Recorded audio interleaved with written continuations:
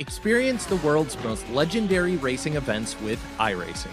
iRacing special events allow any member to compete in full-length multiplayer races based on some of the biggest events in motorsports all year round. Compete in virtual endurance races, such as the Daytona 24, Spa 24, and the Nürburgring 24 Hours. Take on some of the toughest races on the NASCAR schedule, such as the Daytona 500. We have events from disciplines all across the racing world, from the Indianapolis 500 to the Chili Bowl, from the Bathurst 1000 to the Crandon Championship. Our endurance special events utilize iRacing's team feature, where members can sign up and race together on their own team, swapping drivers throughout the race. Other events utilize iRacing Super Sessions, where you're not only racing against those on track, but against every driver taking part. And as every race progresses, watch and feel the track change with progressive time of day, dynamic weather and rain, and dynamic track debris and surface changes. Take on your favorite discipline or try a brand new racing challenge with our biggest races of the year, the iRacing Special Events. Learn more at iracing.com/special-events.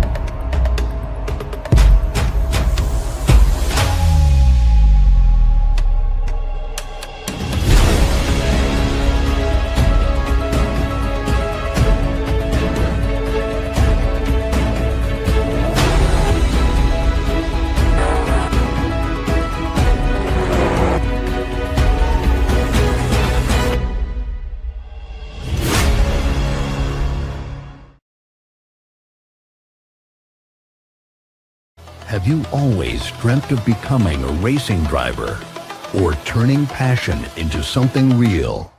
At Scorpio Esports and Race Gen, we exist to make that journey possible.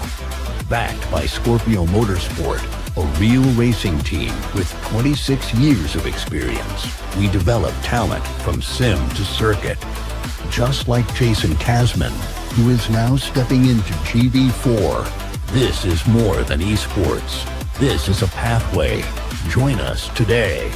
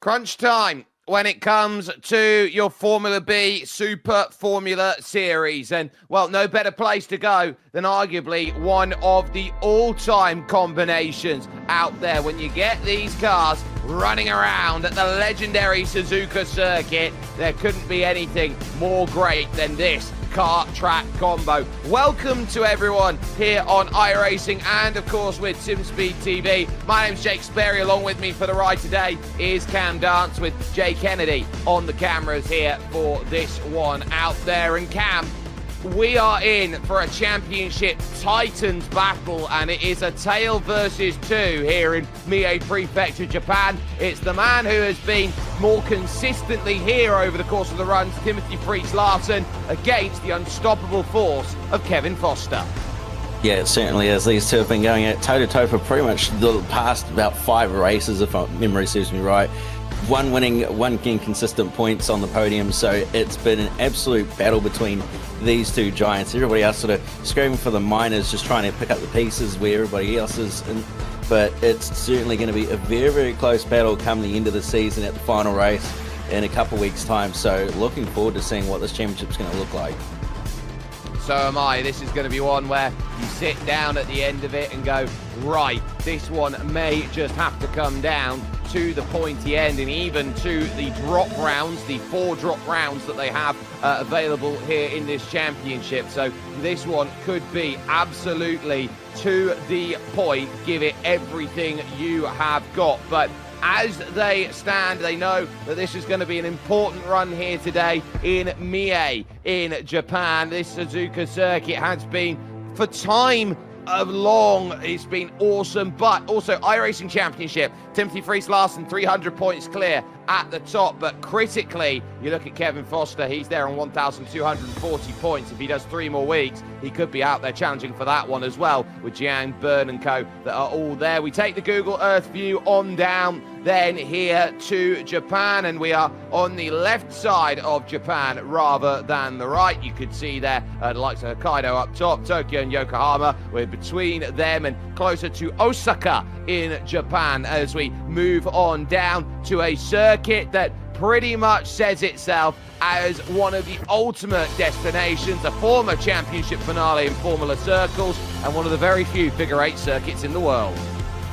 And it's an absolutely fantastic circuit to drive. So much elevation, so much twists and turns and technical sections, all the sort of stuff you really want as a driver's track, and one that really makes it quite a good racetrack as well, because you've got all those certain different characteristics that all add up to make it a really, really good race. We've seen in the past so many good battles at this track in various spots where it's just so easy to go side by side and send one up the inside or get around the outside even on some of these corners and make it happen. So it's going to be certainly a track that is going to produce a fantastic race today.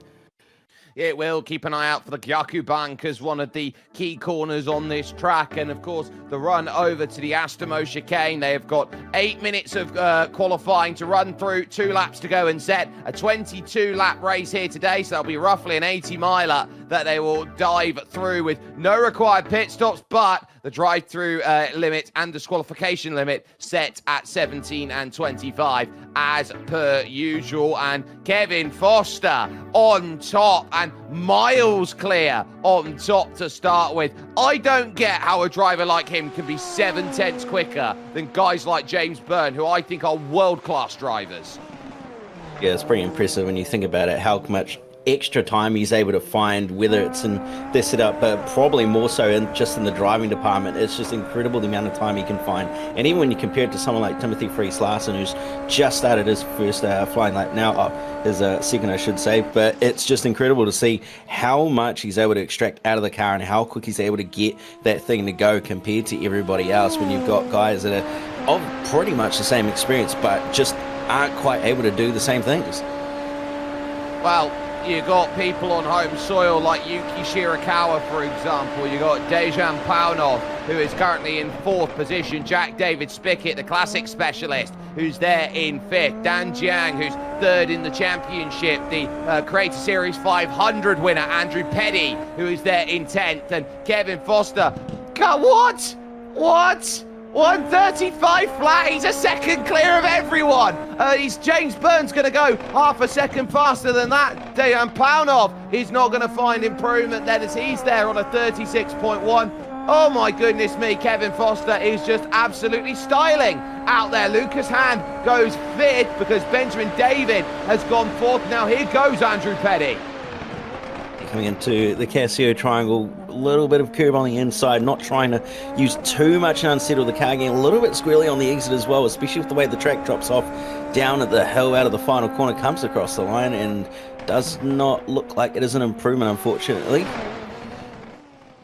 It's going to sting, and Timothy Friis Larsen knows he's only got one lap, one opportunity, bouncing the Scorpio Esports machine over towards the line. Short shoot run, what's it going to be? It's a 35.2. He's shy by, well, 35.3 even. He's shy by 3/10. Still on Kevin Foster. Rojan Senaire now looking to try and push then. He's 12th currently as he now makes the break for the line and improves to a 35.6, which is good enough for the 4th row. Chris Rosenkrantz has one more lap available, and here's someone who could go and siphon pole position away if he's got the magic to get it done. A 35.4 on the first attempt, good enough for the 2nd row. I've got a feeling he wants a bit more than that in the Simpson machine. Yeah, it's a pretty good lap for the first lap as well when you consider what everybody else has been doing, with the exception of Kevin Foster, of course. But he's on pace at the moment, looking pretty good at the moment. So this could be a threat for pole. And we saw in previous weeks that he's been pretty quick, has been missing in a couple of races as well. But it'll be interesting to see what he can do here today. I think he knows, at least at this point, he wants to go and be aggro. He wants to go and gain some time. He wants to go and stage hunt for a victory and upset the apple cart between TFL and Kevin Foster out there. Here's the climb up then over towards 130R, the most fabled and feared corner on this circuit here. This fast left-hander looks simple out there at 285 to 290 kilometers an hour on the brakes. I think, though, this is a very difficult corner because it tests the bravery when you're out there in racing trim. Rosenkrantz looking to make the push towards the line. It is a 135.2, and he's going to take the front row away from Timothy Friis Larsen, and a championship point as well, because you score 3 for pole, 2 for 2nd, and 1 for 3rd in line with the Super Formula scoring system. Kevin Foster in control, a 135.018. Chris Rosenkrantz alongside him for company, as Timothy Friis Larsen will have to go 3rd,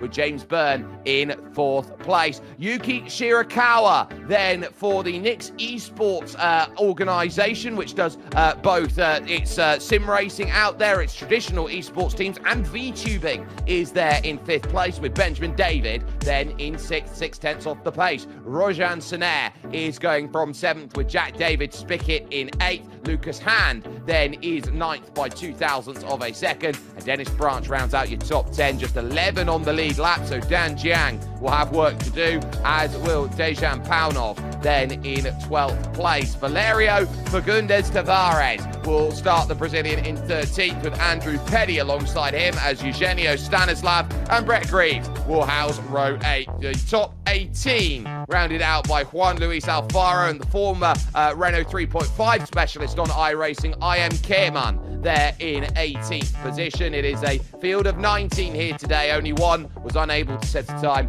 That was the Austrian Philip Lucas, who will have to try and make a big push for it here today on this field. Downhill towards turn number 1 here today. A track temperature of 41 degrees Celsius. It is a sweat box that they will be in on to here for this one, and a blustery day with winds gusting in from 19 to 21 kilometers an hour then from the southwest, which will indicate to me a cross headwind on the front stretch, and also a crosswind heading over towards 130R. They'll have the overtake system available as well, which will give them so much power to go and make the overtakes. They get 200 seconds worth of it, but most of them will look to try and use it at the end of the race. So keep an eye out on the halo there and the LED light that flashes out there, as the colours are going to be key. Solid green means they can use it. Slow blinking is you're in retime, and if you're fast red, you've got less than 20 seconds then on, and they must switch the button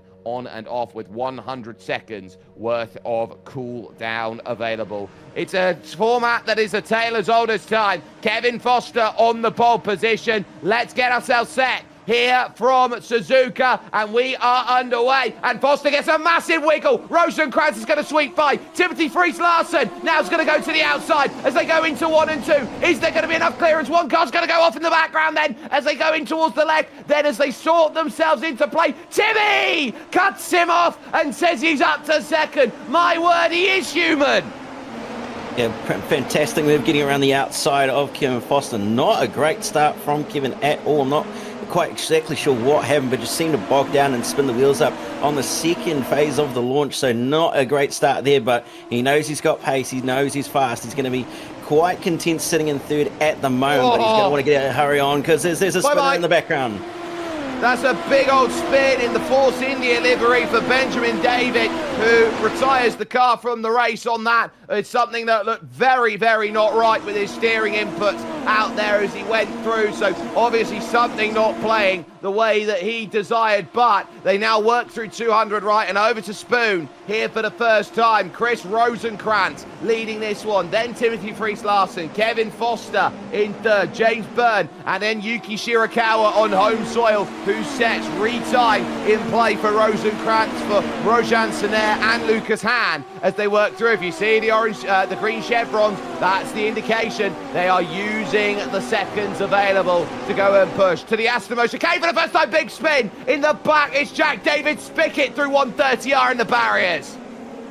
A big moment there. Just caught the grass by the looks of it on the exit, or the curb, I should say. Ended up going around and into the wall, so very lucky there. But Kevin Foster sizing up Timothy Friis-Larsen into turn one, looks and thinks about it, but didn't quite get it done.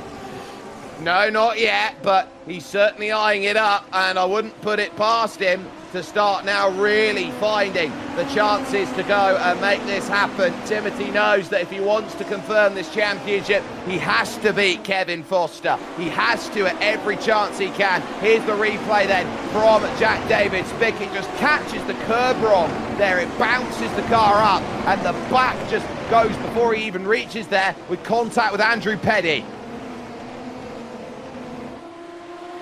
Getting very lucky to get away with that one, only just, but at the front. I have noticed that Rosenkrantz has used that overtake system already, so burning out a little bit just to try and get a little bit of a buffer over everybody else, I think, at this stage. But the other two behind just content, and they've started to pull away from James Byrne as well.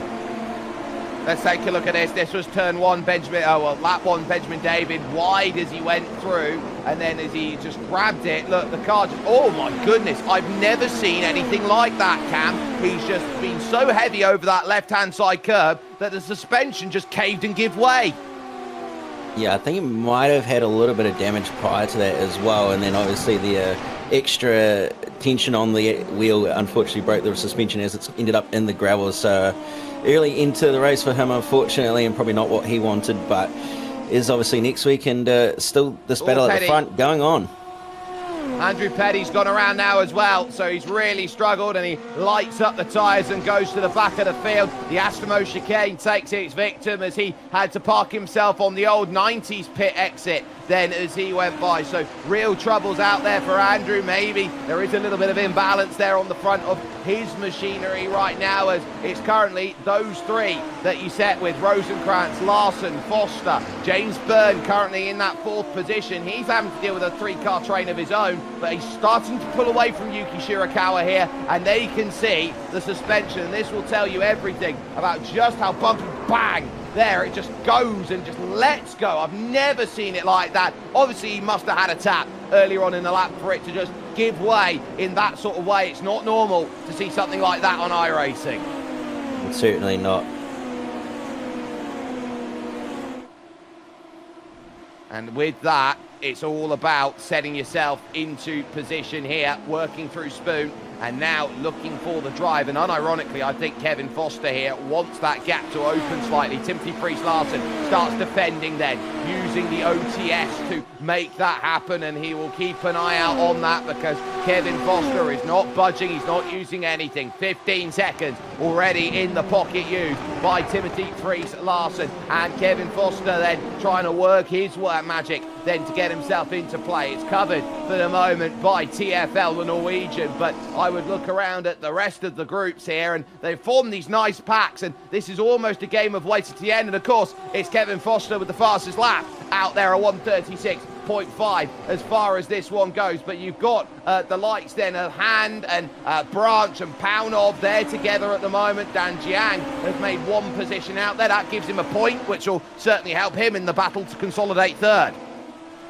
Yeah, certainly every point counts in this championship, especially when they're not handed out all the way down the order. You've got to be inside that top 10 to be able to get a point, and a point is potentially going to make the difference at the back end of this series once the drop rounds start to take effect. So he's going to be happy with that. And both Kevin and Timothy using all the track and extra on the exit of the Digners, and that's going to be something they're going to have to be careful of, because it's quite easy to get off tracks here when you're trying to use as much track as possible. So don't want to be burning those incident points up too early on. No, you absolutely don't. And if you're burning them up now, you can't use them later. It's very much a case like you've got 17 chips at a poker table, and you know if you go all in, you're in trouble, because you might end up with nothing. Dennis Branch, repping the Michael Schumacher helmet, out there is going to really start trying to ratchet up the pressure on the Canadian Lucas Hand. He's got a very good run here, heading to 130R, moves over to the left-hand side. Oh my goodness me, Lucas Hand abandoned ship, as Dennis Branch would take no prisoners now at the Asimo chicane around the outside. Very cheeky pass. Yes, a very, very great move from those two at the front, and Dennis Branch still going to barely hold on to it, but the battle is still going on at the front. Kim Foster has managed to get past Timothy Friis Larson. Larson tried to hold on to it, but didn't quite, and Dennis Branch going to lose that position back as well to the car of Lucas Hand. First time he's used the overtake system, and he comfortably dispatches then a Timothy Friis Larson on the run to 130R. So a lovely pass that has set itself up into motion. Kevin now with 2 seconds to chase down Chris Rosenkrantz, who leads. But look at the battery burn that he has used of that OTS. He's only got 24 seconds left. I think that's a desperation run away as fast as I can. Yeah, I'd hazard a guess that's probably what's happened. You wouldn't burn all of it within the space of only a handful of laps. I mean, we're not even at lap 10 yet. We're not even a quarter distance. So he's going to have absolutely nothing left. But if he can have enough of a buffer and he gets to the end of the race on the last lap where he's got to use it, he might just be able to save himself. But we'll have to wait and see, because we know how quick Kevin Foster is. But at the same time, that battle between him and Larson is going to be quite heated. And I imagine those two not going to want to just work together, but also going to want to try and beat each other in terms of who wants to get the most points. Yeah, and we know that Kevin Foster, when he's turned up here on a Saturday night, he has been invincible, 4 for 4 out there in these races. You look at Timothy Friis Larson, he's certainly not been as good in that regard, but he has been playing the long game, picking up the points hauls, making sure he's got that, but he knows he's had a couple of bad rounds. He's got a 1 point as his worst drop out there has Timothy Friis Larson at the moment. Third, Shirakawa, then Rojan Senair in 6th place. They're all there behind. A mistake, though, for Lucas Hand, as he managed to get the place back on Dennis Branch, and well, Dennis is going to have another look to get it back. And then you've got Dejan Paunov, and then you've got Dan Jiang, who will be looking at the three of them going, I'd quite like all of them. Yeah, absolutely right. And Paunov is starting to become a little bit of a threat to Branch as well. He looked like he might have tried to make a move on the front straight that last time by, but didn't quite decide to do it. So Jiang going to be coming into this battle nicely. And also don't forget, Tavares is not too far behind as well, so could quickly end up with a little 5-car fight here for some handy points. Oh, I love the combination between Dennis Branch and Lucas Hand. Dennis on the radio, you're killing me here, Lucas. You're making mistakes, you're costing me time. And Lucas just snaps back with, I know, I should have practiced, shouldn't I? Well, that usually does help. Oh, well, I'll tell you what, for someone who's, quote, not practiced, he's doing very well in 7th place here. And he's giving everybody something to think about here for the final few points out there to get to the top 10. Dan Jiang lining up a big lunge to the inside. Paunov's in the grass, and he's going to go around for it. He was spooked by how far back he came from. And he did touch the grass as well, which didn't help at all, and that would have sent him around quite easily. But I don't think he was expecting Jiang to get up the inside there, and that's what caused him to lose focus on where he was actually going. So unfortunate there, but that's going to take the pressure off Dennis Branch in hand and allow Jiang to have a little bit of clean air as well to catch up with these two in front of him. Another look of it here. Dan Jiang having a lovely lunge down the inside, and there's the grass grab, and he's tried so hard to try and hold that together, and ultimately that is one where you just say, look, it's 360, there's nothing I can do about it. He drops all the way back to last in the pack now in 17th position, but you look over here, I am Keman here, he has kept his eyes firmly on Valerio Fagundes Tavares and has said, look, what can I do? This is Tavares' view of it. Ooh, and I will sneak on by. Yeah, and he'll take those points to the bank as well at the same time as he hunts down at Dan Jiang, who's not too far up the road at the moment. Now with Dan Jiang sitting in 9th place, he will probably be saying, look, I've got to do my best to get close enough here. It's a very tough circuit to set up for, and it's one where I think you've got to be very worried about how much dirty air you are kicking up, because you've got the difference between, do I want to be good at straight line or do I want to be good at all these corners out there? It's a case of you're playing the trade-off. Kevin Foster again, fastest lap of 36.2 on that go around, 2/10 off of Chris Rosenkrantz.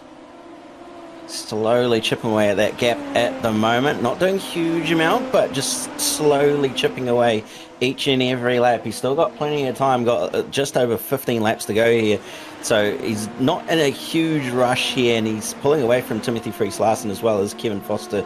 So that gap's starting to build out, and unfortunately a second place finish is slowly fading away from Timothy Friis-Larsen here. Yeah, he's falling into an island on his own, and that's been the story of his season. He's been getting podiums, but not consistent ones, or out there of the big scoring variety, and this is where Kevin Foster has been just keeping the pressure on in the second half. He only joined on a part-time basis. He missed the opening 5 rounds of the season, but he's been so faultless, has Kevin Foster. This is the first time he's really been put under pressure, and it's Chris Rosenkrantz who has run very hot and cold. He has been lightning quick at some rounds as Chris. Other rounds he has been just completely MIA in terms of what he needs. And Kevin Foster just using a couple there seconds of OTS just to pull him another 1/10 of a second along here. So Chris Rosenkrantz now sees that gap go 1.7 to 1.5 as they now work into the Asimo chicane once again. Burning for Shirakawa in 5th, and I look around at this. This is going to be a slow burn, and I think it's the old Australian adage, I'd rather do you slowly.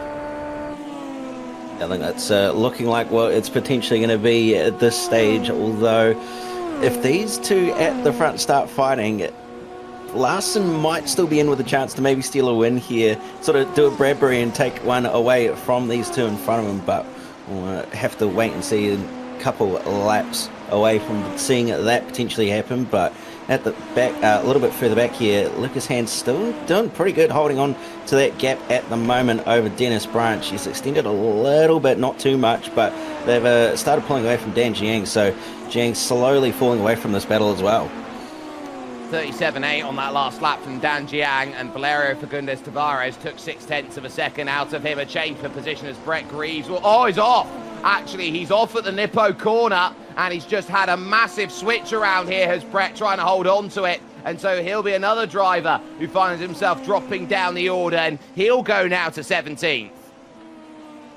Yeah, a bit of a weird spin as well. I'm not sure if he caught the marbles or it was just a little bit hot on the throttle pedal. It's sort of hard to tell. It was a very odd spin, that's for sure.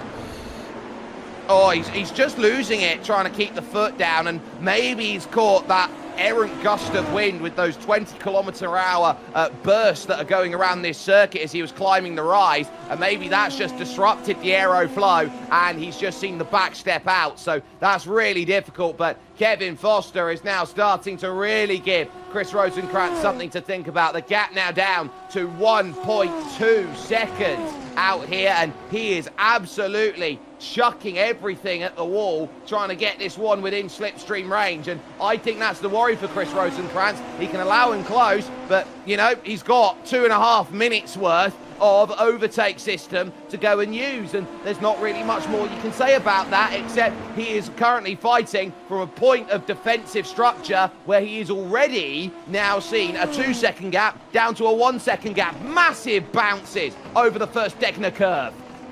And using another incident point as well out of his reserve with that off track there as well, out of the corners. So he's pushing very, very hard, trying to maximize this gap and keep it as big as he possibly can. But you can see there, it's just sort of fluctuating between gain and loss every single corner and every straight as well. It's not a lot in it, but it's going to get to the point where he's going to have to either, I guess, put up the white flag, or he's going to have to really work hard to hold on to this. And Kevin Foster on the button again, so that gap is going to quickly come down here. Yep, again, closing it down 0.7 of a second now through 130R. He will be looming like a rising threat here. The Jaws music starting to play here, and for 0.3 of a second, it was under braking for the Aston Martin chicane. Rosenkrantz needing to run away and run away quick right now as we tick over towards lap 11 here of 22. A 36.4 again from Chris Rosenkrantz. This time a 35.9 from Kevin Foster, who just keeps on putting lap after lap after lap into the daggers of Chris Rosenkrantz there. Look at it. He's taken out a second in 3 laps. It's now really close, and he's going to be at the point where he's going to be a proper threat for Rosenkrantz here.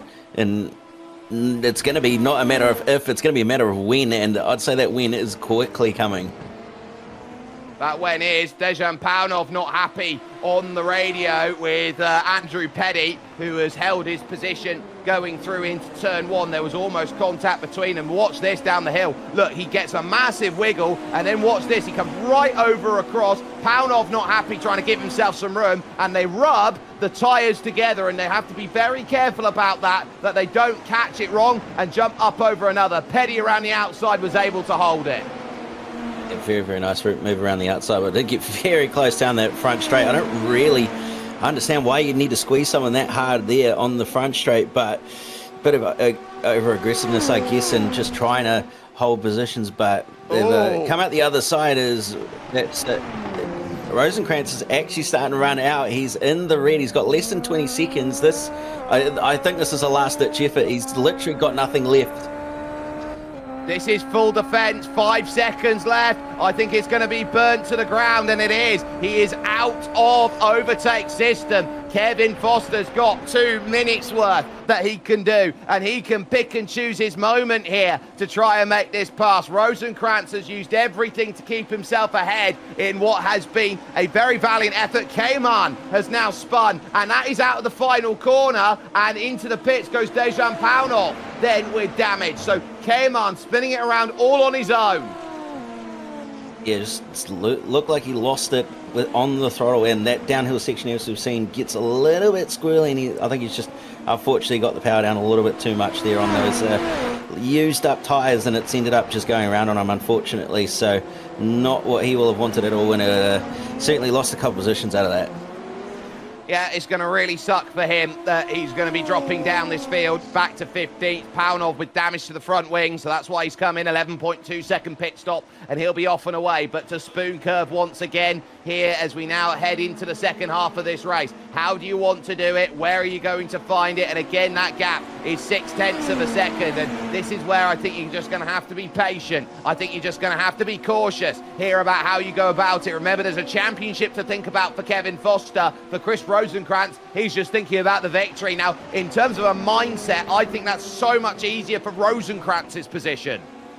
Yeah, it certainly is. There's no pressure to perform or get points or anything. He's just out here to go and try and win, so he can do whatever he wants. He can be as aggressive as he wants. He doesn't need to worry about potentially DNFing if he has to throw something to the wind and try and hold on to the wind. But Kevin Foster's got the absolute opposite. He's got to try and be smart here. He can't afford a DNF. He can't even afford an incident at this stage with how close it is and that championship fight between him and Fries Larsen. So it's a battle of two minds here. What do you do if you're either driver? Do you just throw caution to the wind, or do you just pray and hope that something goes right if you go and try and attack? Well, if you're praying for something to go right, I would say it's going right now for Juan Luis Alfaro, who's got through on Eugenio Stanislav for position. But as they head under the bridge and over towards the Nissan brake hairpin, this is the left-hander that sets up the run then over towards Spoon. And Chris Rosenkrantz then very happy with the way he's running. And I wonder how much these hot conditions are playing into a factor. And we said there was a chance of rain out there over this one, a 34% chance of rain. Here's the issue with the weather system right now, Cam. The rain is an hour and 15 out. Yeah, and that's we're going to be done well before that. So unfortunately, it's going to be no rain and no spice added to this race. Sadly, we were hoping there might have been, but it's not going to eventuate, unfortunately. So going to be a full dry race here. As again, Kevin Foster closes that gap up on the way into the final chicane, and he's going to keep that gap nice and steady out of the final corner, down the hill, down the front straight, and he's going to have a chance here down the front straight on the way into turn one. He goes full block, does Rosenkrantz, but Kevin Foster gets up. Did he lift? Well, he didn't use anything out there to make that pass, I'll tell you that much for a fact. So I think Chris Rosenkrantz realised here, I'm going to just pull it there. And he did lift out there at about 260 kilometres an hour and just says to Kevin Foster, look, I can try and play this game and try and get this one to lift and make it work, but I have zero to fight you back with, so no point in getting the battle. Here's the look from Kevin Foster's perspective. You can see it very, very nicely. He's a little bit of a twitch on the exit down the hill out of the final corner, but the draft absolutely massive. And then you can see there just Rosenkrantz putting up the white flag and letting Foster on by, knowing that he can't do anything about it. He's tried everything he can. He's thrown all his tools at the book, and it's just unfortunately not going to be his day. Kevin Foster wins at Zandvoort, at Jerez, didn't turn up at Silverstone, but won at Imola, and then won at the Hungaroring. He's only had one race of his four he's done this season where he didn't put the car on pole position. The only one to beat him was Andreas Henkel, a former pro Stripe in iRacing, and now he sets himself up saying that he is going to be eternal out there with the way he wants to run it. Behind though, it's Hand, it's Sener and it's Branch. So Rojan Sener has been caught and he has been passed on this lap now by Lucas Hand, and I think for Rojan Sener that would have been a mistake, and ultimately that mistake is not having enough straight line speed through turn one.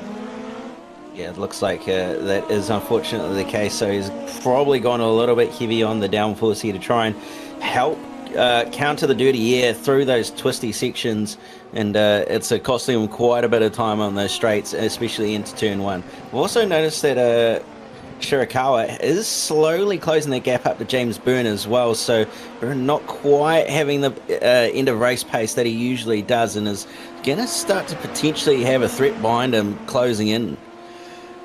Yeah, and Yuki Shirakawa is another one of these drivers, and they keep cropping up from Japan. The likes you see of Shoma Shintani, for example, back in the day, Kazuki Umeshima and Yuta Saito. That is going to be a talent that is worth keeping an eye out on over the course of a career in iRacing. He has got a lot of speed to go out there. James Byrne, of course, a driver who's won on the iRacing Grand Prix Tour in his time, who is very, very quick in his own regard and has had chances to win this season, but ultimately has gone without. So this is where Shirakawa looks to try and get himself the chance to push on forward in the Nix Vision machine, and he realizes and understands, look, I'm going to give it absolutely everything. Itasha on the front of the car, but this is where James Byrne is really cool, because he knows that he has got to absolutely maraud to get himself through with his dad as his spotter, Jamie Byrne. Yeah, the Byrne family certainly big on the sim racing here and working together.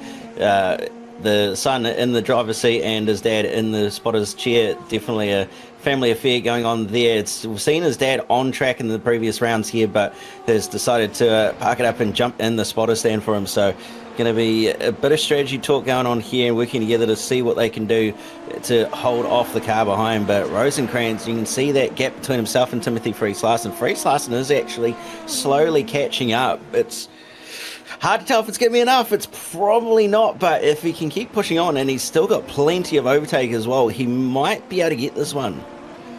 Speaking of overtake, as we go back to 4th and 5th, Petty through on Eugenio Stanislav for 12th place. So he's trying to move his way to where Valerio Fagundes Tavares is, the final point scoring position of 10th. It's a little ways away as far as it goes. Rosenkrantz knows he's still got 2.5 seconds in the pocket, but James Byrne, 7/10 of a second. Yuki Shirakawa, though, look at the difference then in OTS. It's 38. The difference between them, and so I'd look at that, and Yuki Shirakawa realises he's on the back foot, and he over pushes going into Spoon. It's close, and he's trying to catch up, but I think he's starting to overdrive a little bit. Might even be having a little bit of trouble with the tyres overheating from pushing so hard while in the dirty air as well. So not what he wants to be doing these last couple of laps here if he wants to get a top 5 position or P4 at this stage, but he's at least close enough to the point where he could be a threat if James makes a little bit of a mistake here. Well, he's not one to make many mistakes, is James Byrne. Such is the level at the highest point of this series that you do have to be absolutely stone cold faultless out there. Big wide line being taken to get the drive off of the exit. Shirakawa can jump it in now for the Ashura S here through the right of 4, the left of 5, then the Gyaku bank, turn 6, the reverse bank corner. This is the one that always catches you out, and then back down the hill, back up it again over for Nippo turn 7, and you see just the damage being done with the wake of that high rear wing. Yeah, absolutely, and it creates all sorts of dramas for the car behind, having to try and push, but it's a massive accident for Rojan Senet, and he has found the wall with the pressure on from Dennis Branch. It's a massive hit into the inside guardrail, and his day is written. Yeah, that's a big hit, and you'll see it here, just catches it, I think, on the grass, on the exit. It's coming up, and there it goes, and into the wall, and then it comes back across with no steering, and unfortunately that is a day done for sure.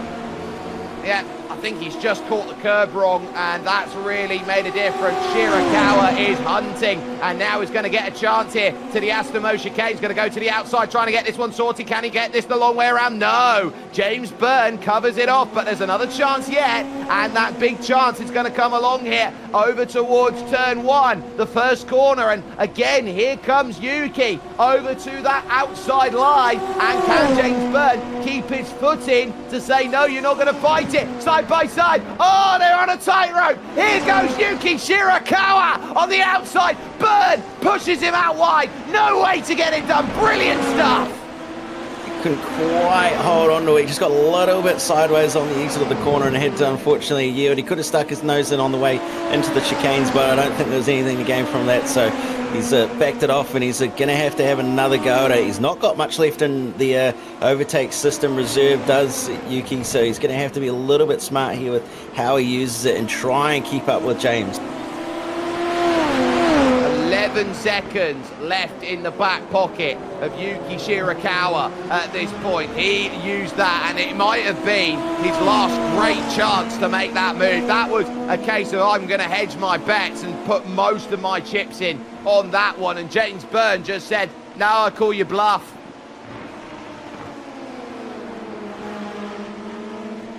Yeah, but I wouldn't rest too easy with that gap being still so close and the draft being as powerful as it is in these cars. It's certainly something you don't want to do, and there's the replay on board. Dennis Branch nearly got collected on the way past as well, so very, very lucky to get away with that. But here comes Yuki again. He's going to look to the outside, not quite. He's going to brake late though, but himself. He's pinched the inside front, and that's cost him dearly. A lock-up at the front, and that will be enough to say that he will drop out of range here of James Byrne, and eyes bigger than the belly mantra. He just was a little bit too greedy on left foot, trying to get it slowed down. Now watch Timothy Friis-Larsen, gap of 1.4 seconds. He's been taking chunks out of Chris Rosenkrantz over the last couple of laps, and Chris has got nothing to fight back with. Timothy Friis-Larsen has a minute's worth of push to go with if he wants to go and get it, and critically, 4 laps to go. This is a must-make moment in the championship picture. Timothy Friis-Larsen must get by Chris Rosenkrantz. 36.3 for Rosenkrantz. Last spot. Oh, and he's got sideways on the exit of the hairpin. Very, very lucky. He's going to, I think, let's put the white flag up there again, and he's just going to let Timothy Friis-Larsen go, knowing that there was nothing he probably could have done there to try and hold on to that, as he was going to get him at some point. But he is close, and he might be able to come back at him, but I don't think so. Oh my goodness me, that pretty much says all that you want. Remember that it's 20 points for a win, it's 15 points for a second place out there. So when you consider that Kevin Foster's got the maximum 23 points, Timothy Friis-Larsen 1 bonus point for the third place in qualifying. Currently, he would drop another, 7 points over to it. So when you want to talk championship standings, when you want to say, look, we're as close can be on a race-by-race basis, Kevin Foster again is going to start closing that gap down by the time we look at the final 2 rounds of the season. So that is pretty much telling you all you need to know. Rosenkrantz hasn't given up though. He's got nothing to fight back with except pure grit and determination. Yeah, that's all he's really got at this stage. Whatever he's got is what he's got to try and fight back, and it doesn't look like it's going to be enough, unfortunately. I'd say, especially with the fact that he's had that slide, that those tyres are probably quite second-hand at this stage. He's been pushing so hard all race to try and make something happen at the front of the field, but it's just not happened, and he's paying the price for it now, especially with all these slides and little mistakes that are unfortunately not helping him here. So he's going to at least get a podium here, that's the main thing, but it's just not going to be his day. And he'll know that next week is maybe the toughest circuit of them all in Long Beach, and then they'll finish the championship at Interlagos, which is the great place for championship finales out there. I would always have a championship finale over at Interlagos if I had my way with everything out there. But Shirakawa, he's not done with this. 9/10 to a second still. He tries to hold with what is 3 laps to go, and I think he realizes he's still got a half chance to have a sniff at something here, and this is what Yuki's really good at, just digging down deep in the face of adversity. And for the moment, James Byrne keeping him solid, keeping him at an arm's width, but we know that James Byrne have had a couple of moments where it's gone wrong, and I'd point my eyes over at Motegi.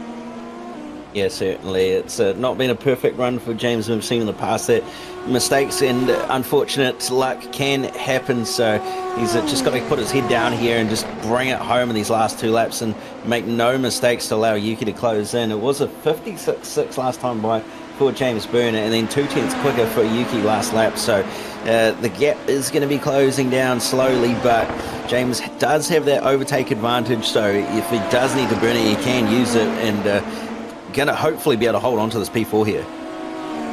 Well, he knows he's got stuff in the back pocket to go and work with, and he is now realising that maybe that he's got more of it. But fastest lap, 4/10 quicker, was Yuki Shirakawa. His last lap, a 10th quicker, but he needs more than a 10th. He'll probably need about 3 or 4 on this lap to go and pull him back into the range that he needs now at 9/10 of a second. And the group behind there of Hand and Branch and Dan Jiang there in 8th place, sitting there. Dan's not done. I think the Aussie wants 7th.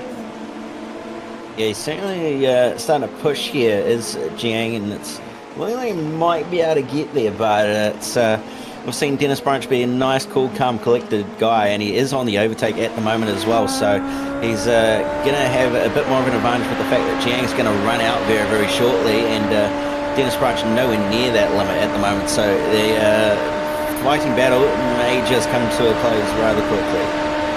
It might start to go now as he ticks himself to 15 seconds worth left, and it's going to be a pure fight over to the end by the looks of this one. So Dennis Branch, knowing that he's burning his battery down to 0 on this final lap. Byrne and Shirakawa then still playing coy with what they've got available to them and how they look to push with that extra horsepower that is there and available. Working through the S's one final time, and now over through 5. Now over to turn 6 at the Yaku Bank. Nippo corner follows immediately afterwards. The greatest opening section in all of motorsport. There, the lefts and the rights of the S's, often imitated, never duplicated. But now to the Degners, these two right hooks compared to what you see in the first sector. Shirakawa catches a wiggle, and that will write that one into pay dirt. The gap out to 1.3 seconds, and no way of gathering this one back. Kevin Foster working his way through Spoon and down the hill for one final time. He will look over at 130R in the Astramo chicane as the last place is on this lap to go and get to. He had to dig down deep. For the first time, he didn't get a start that was befitting of a driver like him, burning all of that battery, saying that he is going to be absolutely untouchable when he gets in form like this. It's 5 wins this season out of 5 starts. Kevin Foster is infallible. Yeah, that championship charge is certainly in full force. Fries Larson will come home second, and Rosenkrantz will bring it home on the final step of the podium. Byrne going to hold on to that 4th place as well after a pretty heavy battle with Yuki Shigerukawa. Wow, what a run. Dan Jiang will end up in 8th place, and your top 10 rounding out as Andrew Petty desperately tries to get close to Juan Luis Alfaro. He is going to be just a lap or 2 shy as they come to the line. A gain of 7 for Juan Luis, who will be really happy with it. Philip Lucas from the back of the field trying to find a way by Eugenio Stanislav, and will not find that one over through as we all wait for the likes of I.M. Kayman, Brett Greaves and Dejan Paunov. Your last 3 coming to the line. Cam, that I think is a statement race. Yeah, it certainly is. I'd have to agree, and no denying that Kevin Foster is here to play, and he's going to be here to make amends to this championship fight that's going to be going on down to the wire. I think it's a very, very tough battle between Fries Larson and him at this stage, and it's going in his favour at this rate, but anyone's guess as to what's going to happen. Another 7 points get lopped off at the top of the championship as Kevin Foster wins by 5.1 over Timothy Fries Larson. Chris Rosenkrantz gave it a red-hot go off of the front, but ends up in 3rd. James Byrne and Yuki Shirakawa are 4th and 5th as Lucas Hand finishes off in 6th, with Dennis Branch and Dan Jiang 7th and 8th. Valerio Fagundes Tavares will end up in 9th as Juan Luis Alfaro would round out your top 10 at 39 seconds adrift. Andrew Petty then would just be shy by a few tenths in 11th as Eugenio Stanislav and Philip Lucas are then 12th and 13th. Ian Kayman then would have his spin, as would Brett Greaves, and then Dejan Paunov would find himself having to replace the front wing after contact with Andrew Petty. That would put him 16th, with retirees including Rojan Senaire, Jack David Spickett, and Benjamin David, who did not have any contact before the suspension caved in. He was just too heavy over the outside curb, caught it absolutely wrong,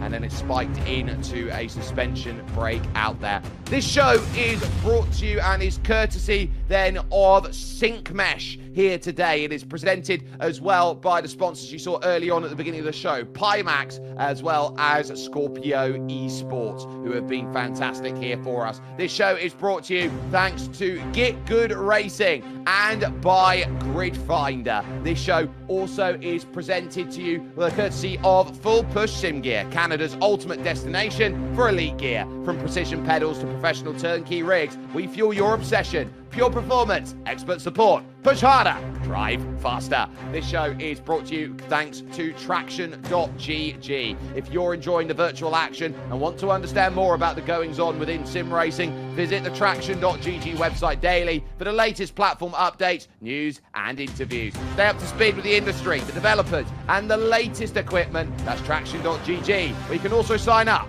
for their weekly email newsletter. This show is here courtesy of Sim Racing Nation, the community for sim racing enthusiasts and motorsport professionals from around the world. They focus on fostering competitive racing and an environment for drivers of all skill levels. This show couldn't be made possible without the help of Sim Gaming Expo. Sim Gaming Expo returns September 18th through 20th in Schaumburg, Illinois, North America's only event celebrating every genre of simulation gaming under one roof. Get your tickets at simgamingexpo.com. This show is broadcast presented by TDI 99. Level up with 15 years worth of racing grit. TDI delivers pro tips, quick laps, and hard truths F1 won't discuss. Follow TDI 99 on YouTube today. This race has been brought to you with the courtesy of Tamash Setups. You can take your iRacing setups to the next level with Tamash Setups. Get race-winning, well-reviewed setups for Super Formula and Super Formula Lights today. Head on over to tamashsetups.com or search for Tamash Setups on Patreon. And this show couldn't be brought to you without the Into the Apex podcast. The Into the Apex podcast follows the world of sim racing as if in a Discord on a Friday night or around the track campfire. See more at intotheapex.com. Well, a great opportunity to chat then with your drivers, and well, no better place to go with a driver that we keep talking to, Kevin Foster, who wins for the 5th time out of 5 here with us. Kevin, critically, it's damage to the championship for Timothy Larson. You take another 7 points from him, but let's talk about the start first and foremost, because it looked like you just struggled a little bit with wheel spin, 2 places gone, and you had to race that one differently. Hey, Jake, it's good to see you again. You haven't been here for the last couple of broadcasts, so yeah, happy that you're commentating on this one. Personally, I don't want to talk about the start. I can't believe I did it again. Last season, we had Suzuka on the broadcasted race, and I biffed the start, and I did the exact same thing again. I just got a good initial launch, but then halfway through the first phase of the start, releasing the second clutch paddle, I just maybe overdid it a bit and got so much wheel spin I had to completely get out of the throttle. And yeah, I was side by side with Tim through T1, good respectful space given, and then he had the inside for the S's, so I had to back out of that one. And so as far as you had to go and get this sorted, you had to methodically make your way through the field with your passes. Talk us through having to try and navigate by Timothy Friis Larson and then catching and eventually passing Chris Rosenkrantz. Well, it's no secret Tim is ridiculously quick. So for the first few laps, I was actually more than happy to just tuck in behind, take advantage of the slipstream behind Tim, and just see if we could work together to catch Chris. But it just seems like Tim couldn't quite fire the tires up quick enough, and I had to make a move eventually. Going, if I don't make a move now, we're never going to catch the lead. We're never going to catch Chris. So that's when I turned on the overtake, and Tim didn't put up too hard of a fight. And yeah, once I got past him, I just put my head down and really tried to close that gap to Chris. You had the opportunity to get by him. You did so quite easily. You take the win by over 5 seconds. But critically for you, there's 2 rounds left of the season, and you are absolutely red hot in form. You head, though, to maybe the toughest circuit that is out there you could possibly put yourself on. How do you feel about Long Beach? I hate to break the news, but I don't think I'm going to be making next week's race. I've got in real life commitments and work stuff coming up that I can't pass up on. So, if it's an opportunity where I have to give up sim racing, that it's going to make moves in my life. So, it's one or the other, and unfortunately, I won't be racing next week. Well, that is a real shame to hear, and ultimately it has been wonderful to see you out there and racing for it. So go and celebrate your 5th win this season. Kevin Foster, absolutely dominant here in today's running. Cam Dance has walked down the virtual paddock, and I'm sure there'll be some buoyant news hearing that for Timothy Friis Larson, who finished 2nd today. Yeah, Tim, another podium, another lot of points to put towards the championship. We saw it looked like you might have had something for Kevin early on with the fact he bottled the start, but just not quite in the end. Just run us through the race and how you thought it was going to go.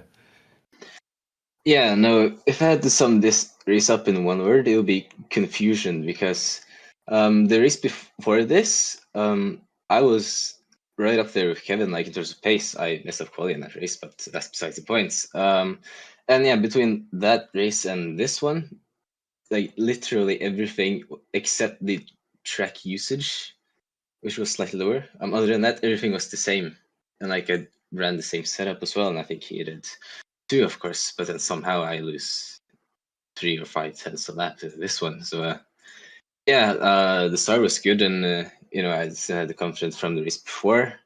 But yeah, Chris used push to pass early on to build a gap, and yeah, I was thinking I could still catch, but I just ended up not catching early on at least, and then I let Ken by to try and work together to catch Chris, but then suddenly he's second up the road, and at that point it's just too late, and like there's not much to push the pass can do to catch back up. So from there it was just pushing everything I had to the car, and I managed to get P2, which is all right, but I'm still far from happy with this, to be honest. Well, we head to Long Beach next week, and we've received some news that I think you'll be pretty happy with. Apparently, Kevin will not be in attendance due to real-life commitments. So does that change the strategy of how you approach the next race at Long Beach, obviously being one of the toughest, if not the toughest circuit on the calendar this season? Is it going to change your mindset at all, or is it still the same of just go out there, maximize points, try and win the race? Yeah, no, the mindset is always just go for the best possible position. As much as it would be a great thing in terms of the championship, the sad thing is that I'll also be gone for Long Beach, so it evens out. Well, before we let you go, as we head to the back end of this championship, any thanks, any shouts you want to give real quick? Yeah, it's going to be any friends and family watching, and the team Scorpio Esports especially for always having my back and motivating me to keep pushing, and even though races don't go how it wants. Well, thanks for your time, Tim, and we will hopefully see you on the top step of the podium next week, with the fact that you're not going to have such work cut out for you. But Jake, it's been another fantastic night of racing, and next week we head to the concrete jungle on the west coast of America. We absolutely do, but if my understanding is if there's no Kevin Foster and there's no Timothy Fries-Larsen, that guarantees the championship goes all the way to Interlagos, ladies and gentlemen. So while it might be a case where your top two are out, this is still a great chance to talk about the battle between Jiang and Rosenkrantz, who should move up to third in the championship, and James Byrne looking to try and score some all-important points. You can do so at maybe the toughest circuit out there at Long Beach on May 30th. You'll want to jump in on that at 8:30 GMT, 9:30 BST, or if you're out there, that's 4:30 p.m. Eastern to get yourself in with the battle that will be there on the streets of California. But from the entire team that's brought this show to you, from Jay Kennedy, from Cam Dance, and from myself, Jake Sperry, what is sim racing at its core level? There are some drivers that just defy the very, very top of what a great racing driver should be. I look around, and the only person who has come even remotely close to handing something over to Kevin Foster over the course of this season has been a pole position by Andreas Henkel, a former pro Stripe. Who stops Kevin Foster when he's on form? At the moment, it's only the work that Kevin Foster does outside of sim racing that stops him from going for a title. While we won't get to see a title battle out there at this point in time, what we can say, though, is 5 wins from 5 in the way that he does it, in the manner that he does it. Kevin Foster, I argue, might be one of the best sim racers on the planet. And oh my goodness, I wish that he was a pro driver, and I wish we could see Kevin Foster at his very best. We'll see you for more racing action in 7 as we will head over to Long Beach.